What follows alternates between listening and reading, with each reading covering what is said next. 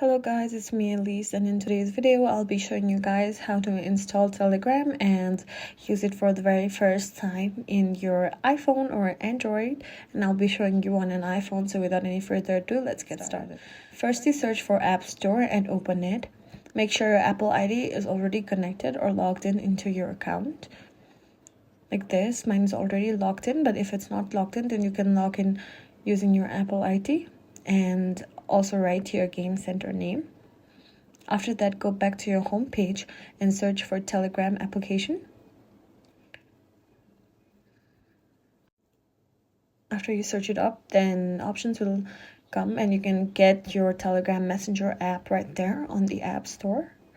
It will start downloading on its own and ask for your Apple ID or your Face ID, so just put it in. You can see here that your Telegram message app is already installed, so click on it to open, and that's how you install Telegram on your iPhone. I hope this tutorial was very helpful, and see you in the next one. It's me, Elise, signing off.